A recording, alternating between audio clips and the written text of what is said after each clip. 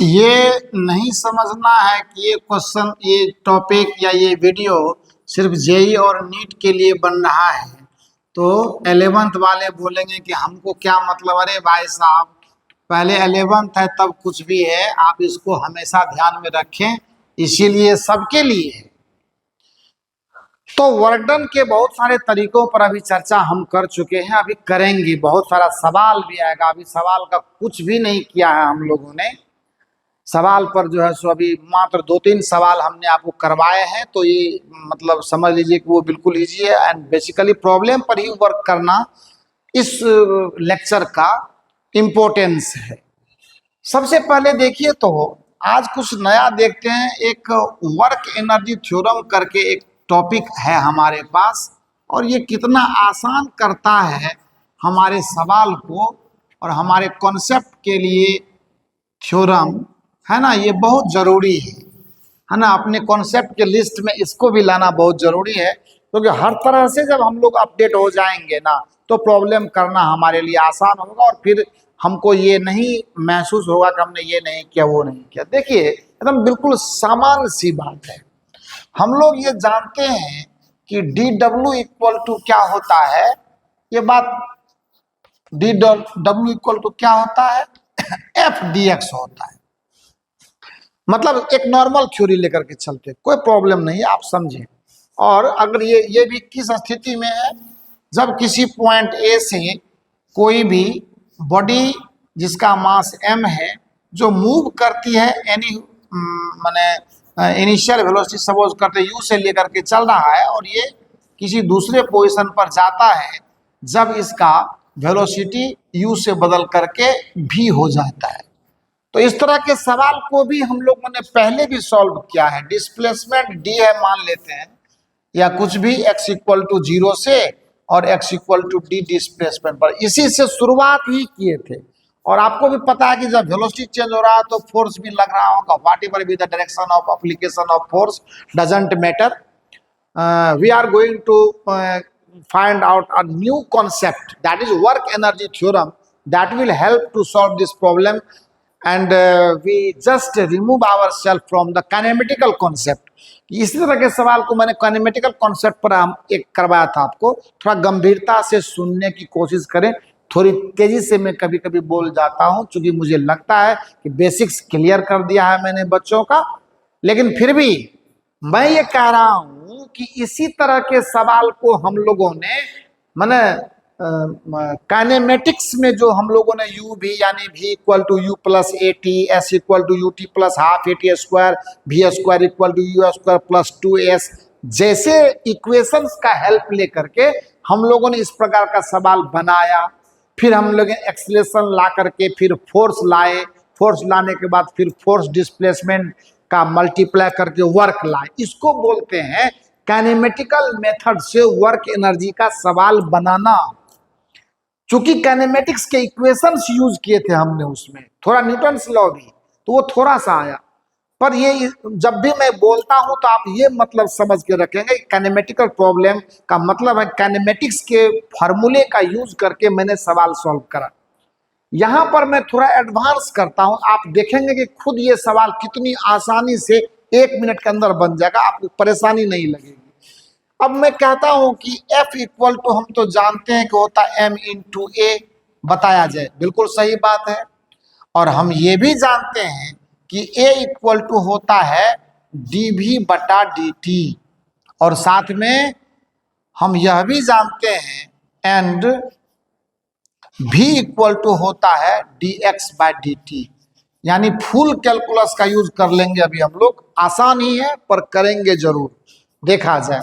अब मैं क्या करता हूं, इसको मैं इसीलिए जो मैं लिख रहा हूं ध्यान से देखा जाएगा। डी डब्ल्यू equal to what, m into d v by d t, है ना। और बगल में आप dx को ऐसे रहने दीजिए, है ना। अभी क्या करते हैं, इस इक्वेशन में हम ये क्या बोलते हैं, ऊपर नीचे गुना कर देते हैं। किससे, किससे गुना कर देते हैं, डीवी बाई डी टी है ना ये,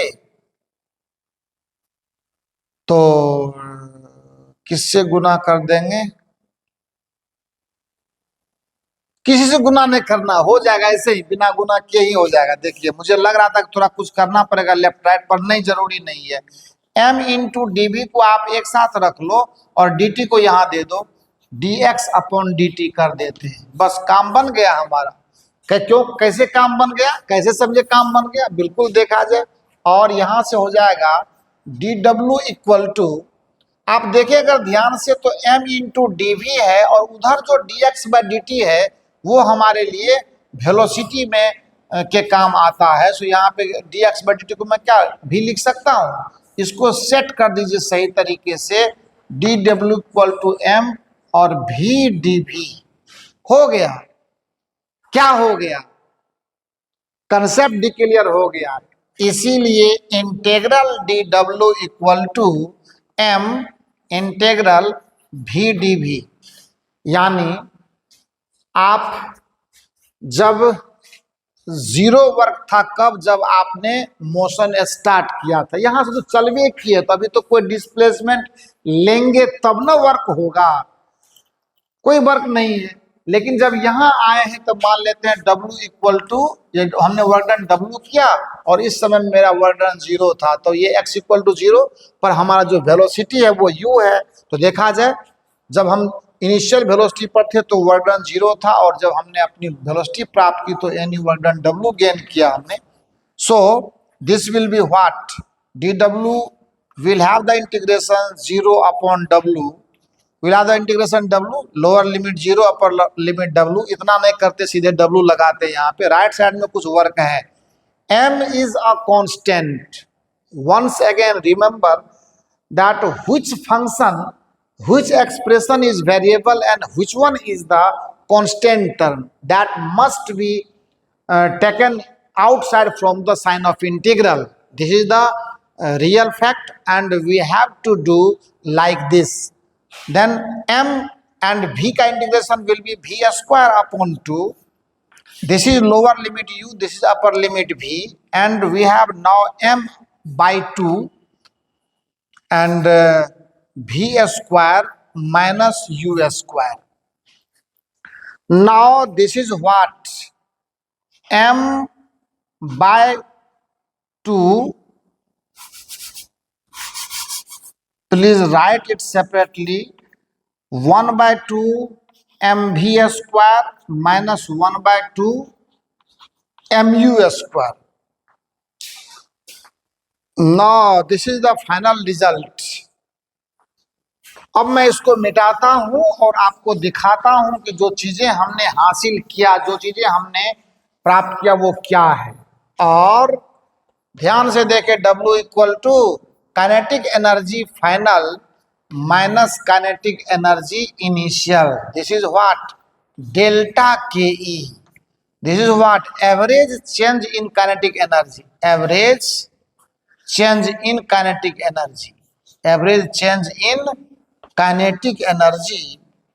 और अगर average change in kinetic energy हमने ले आया हुआ है, then what is the left side work done, this is what, और इसी को कहते हैं वर्क एनर्जी थ्योरम। कोई जरूरी नहीं है डिस्प्लेसमेंट का, कोई जरूरी नहीं है टाइम कितना लगा, मैटर नहीं करता है। काइनेमेटिकल प्रॉब्लम को भी सॉल्व किया आप भी करोगे, टाइम लेगा, लेंथ होगा उसमें, लेकिन यहाँ कोई टेंशन नहीं है। सिर्फ फाइनल काइनेटिक एनर्जी में से इनिशियल काइनेटिक एनर्जी आप घटा दें and something you will be getting as value and that is the work done. जो भी आपको मिलेगा वही वर्क डन है। थ्योरम तो हमारे क्या करते हैं, सॉल्यूशन को इजी कर देते हैं प्रॉब्लम को। अब इसमें भी क्या दिक्कत है भाई, एक्सीलरेट होगा बॉडी तो वेलोसिटी इंक्रीज करेगा तो काइनेटिक एनर्जी इंक्रीज करेगी। वेलोसिटी अगर घटेगा, रिटार्डेशन लगा होगा उसमें, तो काइनेटिक एनर्जी नेगेटिव होगी, क्योंकि चेंज का वैल्यू आपको नेगेटिव आएगा। याद रखना, चेंज का हमेशा मतलब होता है फाइनल माइनस इनिशियल। ये फाइनल और ये इनिशियल, याद रखिएगा, कभी ऐसा नहीं हो कि डर हो जाए कि ये कैसे करेंगे। फाइनल का कम है तो कम है, इसीलिए देख लीजिए ना कि delta K E will be negative, है ना। डेल्टा के ई नेगेटिव, तो इसका मतलब डब्लू नेगेटिव। डेल्टा के ई अगर जीरो तो मतलब डब्लू जीरो, और डेल्टा के ई समझ रहे हैं, डेल्टा के ई क्या है, ये चेंज है। डेल्टा के ई अगर पॉजिटिव है तो इसका मतलब वर्क पॉजिटिव है। कोई इसमें रॉकेट साइंस नहीं है, क्या दिक्कत है इसमें, कोई दिक्कत नहीं है। चेंज अगर पॉजिटिव, लेकिन याद रखना है, मैं फिर से बोल रहा हूं, चेंज मतलब फाइनल माइनस इनिशियल। हमेशा किसी भी क्वांटिटी में किसी भी स्टेप पर ऑलवेज चेंज, है ना, is obtained from final value to initial value, subtraction के बाद, है ना। When we subtract initial value from final value then we will get the change. यही है आपका, ये देखिए, लेस देन, ग्रेटर देन और इक्वल टू, जो भी है वो है। तो ये आपको वर्क एनर्जी थ्योरम की कहानी है। और जब वर्क एनर्जी थ्योरम की कहानी है तो इसका इस्तेमाल हम लोग करते हैं, इसी सवाल को सॉल्व करने में तुरंत हो जाएगा वो, तो इसको यूज करेंगे हम लोग। तो यही हमें आज बताना है इसमें। अब इसके बाद एक छोटी सी थ्योरी और भी है, फिर हम लोगों को जितना काम करना होगा करेंगे। बहुत सारा काम अभी करना बाकी है। पावर, जो पावर है, पावर क्या होता है भाई, power is the time rate of work done. Power is the time rate of work done, that is called power. आइए देखते हैं, पावर पर भी काम करके देखते हैं और कुछ कुछ बातें सिखाते हैं यूनिक टाइप की आपको, ताकि मजा आ जाए, है ना। यूनिक टाइप की बातें कुछ सिखाते हैं ताकि आपको मजा आ जाए। क्या मजा आना चाहिए भाई, आइए। आपको लगता होगा कि हम ये जानते हैं, वो अच्छी बात है, जानना चाहिए बेटा। जितना प्रयास करेंगे, जितने हम लोग कोशिश करेंगे, उतने हमको ज्ञान बढ़ेगा। और हम लोगों को खुशी होती है जब कोई बच्चा ये कहता है कि सर हम ये चीज जानते हैं, मजा आता है। आइए, पावर, पावर का मतलब होता है, ये एक्चुअली वर्क बाय टाइम है। ये क्या है, वर्क बाय टाइम, यानी पर यूनिट टाइम में जो कोई सिस्टम वर्क करता है तो इसका मतलब है सिस्टम का पावर वहीं से काउंट हो जाता है। और पावर को क्या, जूल पर क्या होगा, जूल पर सेकेंड, ये क्या होगा, वाट हो जाएगा, है ना। इसी का बड़ा वैल्यू लेते हैं तो 746 वाट अगर यूज करते हैं तो ये 1 HP हो जाता है। ये सब अभी हम लोगों के लिए छोटी मोटी बात है, इस पर उतना ध्यान देना नहीं है। और भी यूनिट हो सकता है इसका, कोई जरूरी नहीं है। पर अगर हम लोग पी एवरेज की बात करें, सपोज कीजिए कि कोई सिस्टम है और यहां से वो सिस्टम जो है ना वो मूव करता है और सिस्टम यहां आता है। मतलब मैं बिल्कुल वर्क एनर्जी थ्योरम से जोड़ करके देखते हैं इसको। ये कोई है, इसका जो वेलोसिटी है वो यहाँ u है और यहाँ आने पर इसकी वेलोसिटी v हो जाती है। पर अब की बार क्या करते हैं ना, टाइम भी काउंट करते हैं। एनी टाइम t1 पर यहाँ देखा गया, एनी टाइम t2 पर इसको यहाँ देखा गया। डिस्प्लेसमेंट भी जो लेना है आप लोग, वो हमारे लिए मैटर नहीं, उसके बगैर भी हम जी लेंगे, उसके बगैर भी हम काम कर लेंगे, उसका कोई टेंशन नहीं देखा जाए। सो अगर इसका, इस बॉडी का मास m है, इसका मास m है, तो W पहले निकाल लेते हैं। तो W का वैल्यू कितना होगा, एवरेज जो वर्क है वो होगा डेल्टा के ई के बराबर। अभी इससे कोई लेना देना हमको नहीं है, हमको ये चाहिए। ये अलग बात है कि हम किसका सहारा लिए हैं, वर्क एनर्जी थ्योरम का सहारा लिए हैं। मैं आपको मतलब थोड़ा सा बैक की भी थ्योरी ले लेता हूँ। वर्क एनर्जी थ्योरम का सहारा लिया है मैंने, ये अच्छी बात है, थोड़ा मतलब कनेक्टिविटी बनी रहनी चाहिए। अब ये डेल्टा डब्ल्यू है, पर हमने यहाँ जो टाइम यूज किया वो डेल्टा टी है। अभी मैंने क्या कहा, टाइम भी अब काउंट कर रहे हैं। तो जब टाइम काउंट कर रहे हैं तो हमें मिलता क्या है, टाइम काउंट कर रहे हैं तो क्या होगा, इसीलिए मुझे पी एवरेज की वैल्यू चाहिए। तो ये क्या हो जाएगा, ये होगा डेल्टा डब्ल्यू बटा delta T, per unit time पर किया गया एक एवरेज वर्क जो है वही एवरेज पावर बताता है। इफ मैं इसको छोटा कर दूं, if delta t tends to 0, then P instantaneous, एकदम पूरा डूब जाइए फिजिक्स में, मजा लीजिए।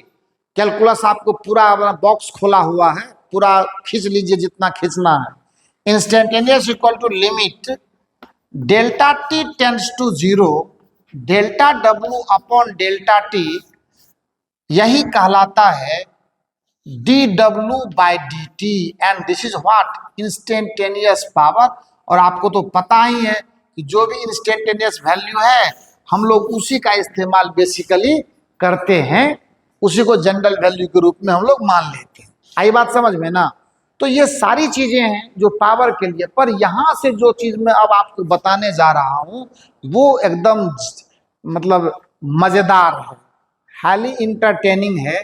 क्या है, आइए यहां तक आपको सब लोग बताएंगे, आप सभी इसको जानते हैं।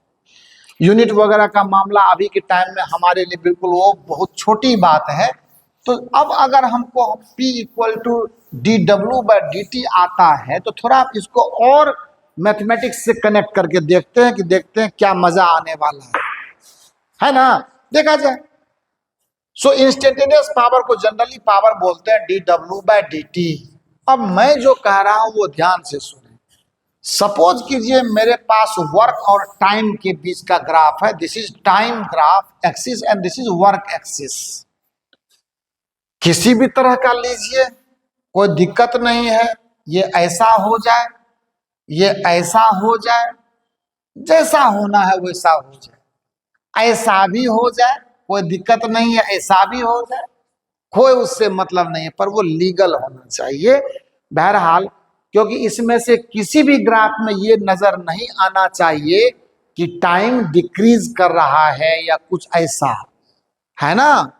कि जैसे ही टाइम डिक्रीज टाइम, जैसे मान लेते हैं आपको ग्राफ ऐसा दे दे और कह दे कि निकाल दीजिए कि ये वर्क और टाइम का ग्राफ है ना? उसने बता दिया कि ग्राफ ऐसा है। अरे भैया ये इम्पॉसिबल ग्राफ है यार, ये इम्पॉसिबल ग्राफ है, आप भूल करके भी इसके चक्कर में नहीं पड़ना।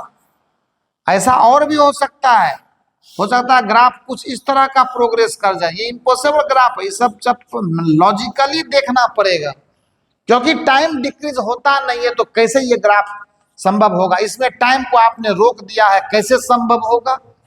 टाइम कभी रुकता नहीं है। हाँ ये अलग बात है कि इस तरह का ग्राफ हो जाए, वर्डन जीरो हो जाएगा।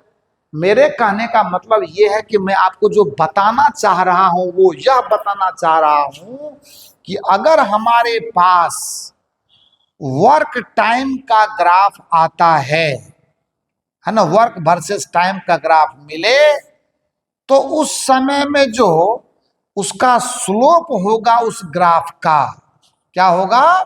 उस ग्राफ का जो स्लोप होगा वो आपको क्या बताएगा? पावर बताएगा। आप देख रहे ना, डी डब्ल्यू by d T, any position ए और एनी पोजिशन बी से अगर यहां पर का वर्क W1 है, यहां पर टाइम T1 है, यहां का वर्क अगर W2 है और यहां का टाइम T2 है, तो ये जो स्लोप टेन थीटा का वैल्यू आप प्राप्त करेंगे ना, देख रहे हैं डी डब्ल्यू बाई डी टी, है ना? तो यहां से देखा जाए, अगर इसको मैं डेल्टा डब्ल्यू कहूं, इसको मैं डेल्टा टी कहूं, तो क्या होगा? चाहे डेल्टा डब्ल्यू पर लीजिए चाहे डी डब्ल्यू पर लीजिए, कोई दिक्कत नहीं, थीटा चेंज करने वाला है नहीं। तो उस समय में टेन थीटा का जो वैल्यू होगा वो क्या आएगा? परपेंडिकुलर बटा बेस, है ना? ट्रायंगल एबीसी में अगर देखें तो आ जाएगा, ये क्या होगा? ये हो जाएगा डेल्टा डब्ल्यू और बटा डेल्टा टी, तो ये भी बराबर वही होगा डी डब्ल्यू बाई डी टी। ये टेन थीटा का वैल्यू आ रहा लंब बटे आधार, परपेंडिकुलर बाय बेस। इसीलिए कहा जाता है the slope of work time graph always gives the power. Slope of work time graph always gives the power. ये क्या है? ये स्लोप ऑफ ग्राफ है, ये स्लोप है। आई बात समझ में ना? Slope of work time power always gives the slope of work time graph always gives the power. लेकिन अगर आपके पास पावर वर्सेस टाइम का ग्राफ है, अगर पावर टाइम का ग्राफ है, पावर, अब देखें ना, ये अगर मान लेते हैं कि स्ट्रेट लाइन नहीं है, तो ये देखिए यहां से टेंजेंट ड्रॉ कर दीजिए, सब कुछ आपको मालूम है, इसमें कुछ कहने की जरूरत हमको नहीं है। यहां से थीटा चेक कर लेंगे आप, कोई दिक्कत नहीं। स्लोप ये वेरिएबल स्लोप है, इसका मतलब पावर कांस्टेंट, यहाँ पे क्या है, पावर कांस्टेंट है, एक समान पावर कंज्यूम हो रहा है, वहां पे वेरी करेगा। अरे मैथमेटिक्स जो बोलेगा वो हम बोलेंगे, और क्या दिक्कत है। ग्राफ आपका अगर स्ट्रेट लाइन नहीं है तो पावर कांस्टेंट रह नहीं सकता। जब वर्क और टाइम के बीच का ग्राफ आपका स्ट्रेट लाइन नहीं है तो स्लोप तो कांस्टेंट रहेगा नहीं, और जब स्लोप कांस्टेंट नहीं रहेगा तो पावर भी कांस्टेंट नहीं रहेगा। लेकिन अगर हमारे पास पावर टाइम का ग्राफ है, अगर हमारे पास पावर और टाइम का ग्राफ है, तो पावर टाइम के ग्राफ में क्या करना है, आपको कुछ नहीं करना है सर। क्या सर, यहाँ पावर और टाइम का ग्राफ अगर ले लेते हैं तो आपको कुछ नहीं करना, सपोज कीजिए ये है, हम बिल्कुल मजे की बात है। तो क्या करना है, देखा जाए, इसका स्लोप से कोई फायदा नहीं होने वाला, इससे फायदा क्या होगा वो देखिए। P इक्वल टू होता है dw/dt, आपको इसका एरिया निकालना है, इसीलिए W इक्वल टू क्या होगा, P/dt। क्या होगा, P/dt, यानी पावर गुना टाइम। सपोज कीजिए यहाँ है, हम ये वाला एरिया निकाल दीजिए, ये वर्क है आपको, है ना। ये सब तो बिल्कुल एंजॉय करने का चीज है, इस पर तो मजा लेना चाहिए हम लोगों को एकदम। बिल्कुल देख रहे हैं कितना बढ़िया से समझ में आ रहा है, कहीं से कोई लोचा है नहीं चीजों को समझने में। तो ये एक स्टेज पर हमने आपको लाकर पहुंचाया कि वर्क, टाइम और पावर तीनों के बीच में क्या रिलेशन है, किस तरह से ये एक दूसरे से जुड़े हुए, क्या है इसका मैथमेटिक्स, और किस मैथमेटिक्स के सहारे से हम कितनी अच्छे तरीके से चीजों को समझ लेते हैं। पर एक बात और भी देखना है, ये जो मैंने इम्पॉसिबल और पॉसिबल ग्राफ की चर्चा की है, ये हमेशा फिजिक्स में ध्यान देना है, क्योंकि इस तरह के क्वेश्चंस जनरली नीट वगैरह में पूछे जाते हैं। सारे क्वेश्चन से मुलाकात में करवाऊंगा, एकदम अलर्ट रहना है। स्पीड पूछ रहा है कि वेलोसिटी पूछ रहा है, कौन स्केलर कौन वेक्टर, कौन सी फिजिकल क्वांटिटी की संभावना बनती है, कौन सी फिजिकल क्वांटिटी की संभावना नहीं बनती है, ये तमाम बातें हैं जिन पर हमें ध्यान देना चाहिए। इसके अगले वीडियो में हम आपको मतलब थोड़ा प्रॉब्लम पर वर्क करेंगे, तो आप इस सभी कॉन्सेप्ट को गौर से ध्यान से समझ करके रखना बेटा। और अगर अच्छा लगता है, अच्छा तो लगना ही चाहिए, क्योंकि हमने ईमानदारी से मेहनत किया हुआ है और मैं आपको चीज़ें सिखा रहा हूँ काफ़ी आराम से, कोई जल्दबाजी नहीं है ना। क्योंकि आगे एग्जाम भी आने वाला है जेई का, तो उसके लिए भी आपको कुछ काम करके हम देना चाहते हैं, और भी देंगे। अभी तो ये शुरू है, अभी आपके पास टाइम भी है 2-2.5 महीने, तो मैं उसके लिए भी थोड़ा बहुत ध्यान में मेरे को है, तो उसके हिसाब से मैं कर रहा हूँ। इसीलिए अच्छे अच्छे चैप्टर्स को मैं करके दे रहा हूँ आपको। टाइम मतलब इधर उधर नहीं कर रहे हैं, एकदम बिल्कुल आपको बेनिफिट की तरफ ले जा रहे हैं। इसीलिए जो भी आपके मित्र हैं, ऑल द फ्रेंड्स, है ना, जहां तक आपको लगता है उस पर इसको शेयर कीजिए, और हर किसी चैनल से बेहतर ये चैनल आपको अंडरस्टैंडिंग लेवल तक ले जाएगा, इसकी मैं गारंटी देता हूं, और ये मेरा विश्वास भी है। Thank you so much.